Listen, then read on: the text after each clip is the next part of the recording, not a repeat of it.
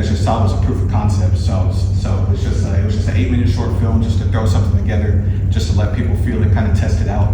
It's a full-length feature film, a horror film that I've been working on for a few years now, since I graduated from UW. So it's been a long time in the process, and for me, I guess when it comes to the inspiration of this film and kind of starting broader with filmmaking in general, it always comes from an emotion, and so with They're Not Here, I wanted it to feel oppressive. I wanted it to instantly just throw you into it, especially from the child perspective, which I'll get into a little bit after I ask Ryan a question down the line. So for me, on the most basic form, it came down to fear.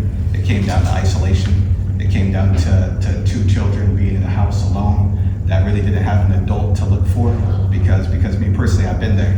And so as I started becoming a filmmaker, and kind of sitting on that, the beautiful thing about filmmaking for me is that tie between concept and story. And so concept is like this premise you have, this horror film.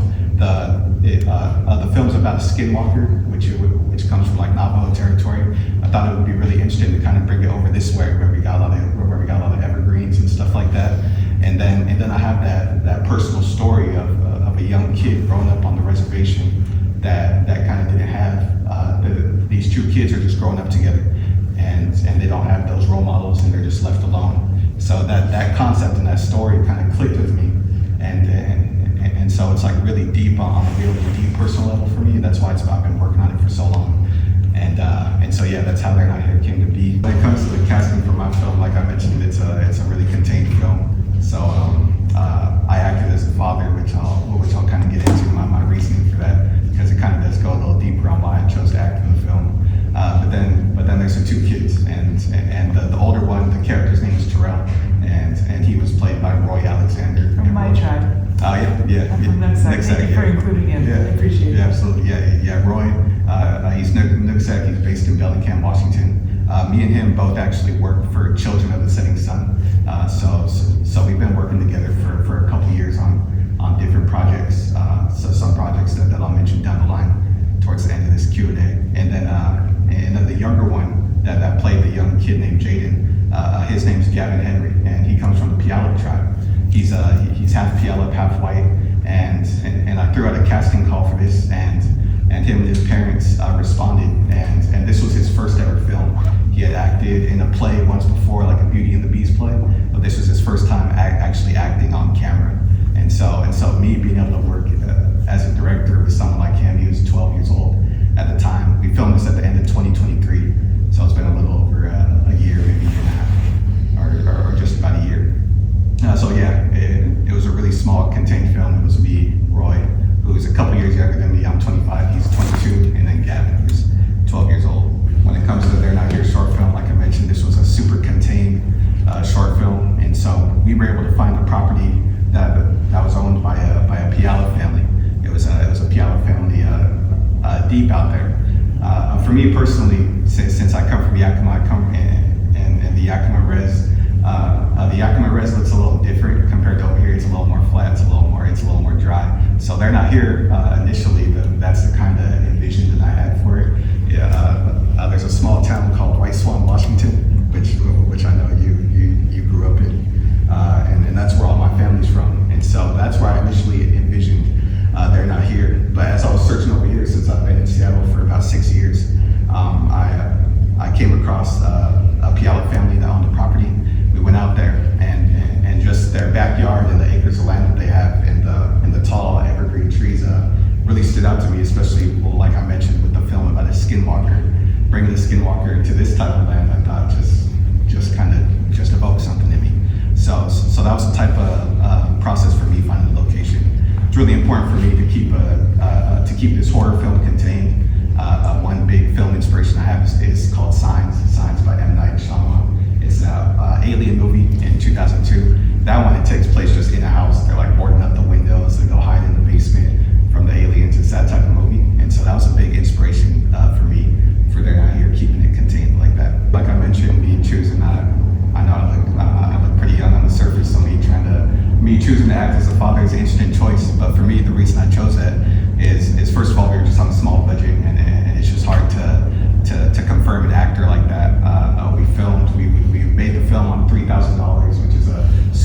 small budget for a film. We filmed it over a weekend.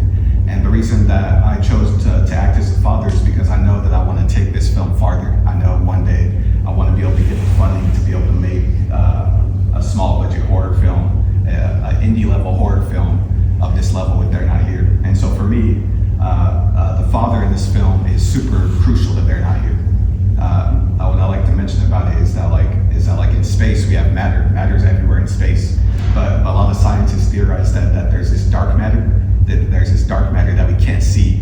That's how I describe Jaden's father in They're Not Here, because Jaden's father is someone you don't really see, but you can feel its influence throughout the entirety of the film. You can feel its influence on the kids. As soon as the kids start talking, you're like, oh, okay, this is normal for them. You know, for us, when we start watching the film, we're like, why is this guy yelling? You're kind of put off. It's kind of weird. You don't know what to feel about it. But from the kids' perspective, this is just normal for them. And so for me, growing up where this film came from, that was normal for me. You know, being on just reservation life, a lot of mental health problems, a lot of unchecked mental health that just goes a little too far. And the children is what really stood out to me because I grew up in that environment. And so I really wanted to throw myself into that role just to feel it, because I knew what it looked like being a kid. I needed to be there, kind of feeling it out just to see what it felt like being there. So when the time does come to make this feature film one day, I'll be ready to direct that actor, to guide them through it, because it's a role that's super hard to explain. Even today, I don't really know how to explain that in my life. For me, They're Not Here when it comes to music. Music and film score in general is something that I'm really passionate about. It's like that niche in filmmaking that really calls me. When it comes to being a director and working with a composer, that's something that's really called me. And my composer for this film, his name is David Willocks. He's actually from England, and he currently lives in Wisconsin. But we've worked on a couple films together now, and me and him with this film specifically, the one thing that I really loved to do was infuse his musical taste with this type of indigenous sound. At the end of the film, you can kind of hear this.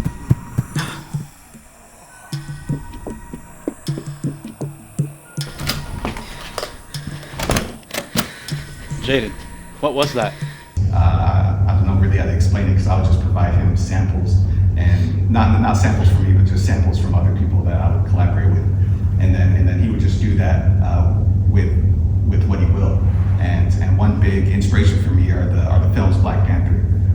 Those Marvel films, Black Panther, in terms of musical score, they're really impactful, because what they do is they would go travel to Africa. Black Panther 2 had indigenous people of like Mexico and South America, and so the film composer actually went down there and recorded some sounds with them, and then they would bring this contemporary kind of feel to it, and that's something that I absolutely love about those films. So with me personally as a director, that's something that I try to do with my composer in this film, is be able to work on. I worked with some drum groups, a drum group called Black Lodge. They're actually Yakima as well, based out of White Swan. Yeah, so I worked with them. They provided me some songs, some samples. I would send them to him, and he would chop them up and then create them into something beautiful. And it was really just something moving. For me, when it comes to fictional storytelling, I feel like fictional storytelling is the way that you can really connect with people, because when you put it on a fictional stage, anyone can latch onto it. And the one story I have is that They're Not Here was playing at some film festivals locally. They weren't indigenous film festivals, they were just film festivals. And it played at this one in Seattle. And the film festival ended, and the guy came up to me and he said, you know what's interesting is that the more personal of a story you tell, the more universal it becomes. So me being able to dive as deep as I did and put as much of vulnerability as I did on screen, it actually invites everyone else to be a part of it, because they can attach to little things. You might not attach to the entire scenario of growing up with someone that's yelling crazy outside like that, but you might attach to, arguing with your cousin and stuff like that. And those little elements in fictional storytelling is the way that I feel like you can really, really connect with people. You can really break barriers. You can really transcend cultural boundaries. And so, yeah, that's one thing I really love about fictional storytelling. I consider myself a genre filmmaker. I do horror films, action, thriller, whatever, because I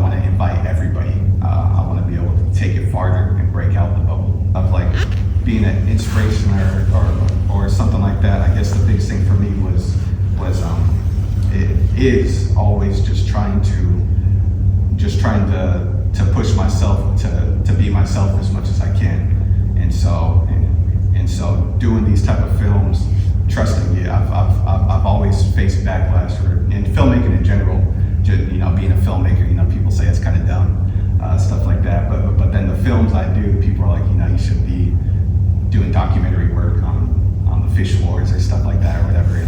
But this is something that I really attached to, and it's something that I was really motivated by. How much of what you wrote in script or planned for actually ended up? For me, with that script, that was actually something that I took directly from the feature-length script that I have right now. So I have a script that's like 80 pages long, and the segment that I took out was actually at like the end of the first act. So the end of the first act is where like you have all your setup, and then you have this inciting incident that's really going to take off.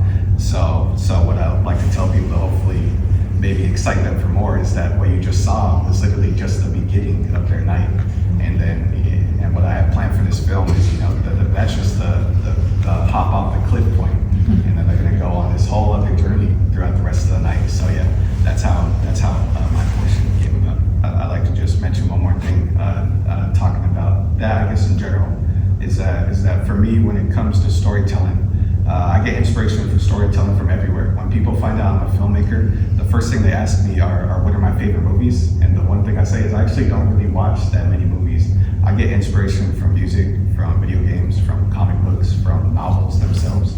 And so storytelling transcends everything. You can find storytelling everywhere. Like Ryan said at the beginning, in indigenous culture, storytelling just kind of comes natural to us. I feel like I don't know how else to describe that. And so for me, that's really where storytelling comes from. That's why I really love to just make films like this, and even sit on a small stage such as like this one, and talk to everyone here about how I feel like storytelling can impact anybody. So yeah, that's everything for the Q&A.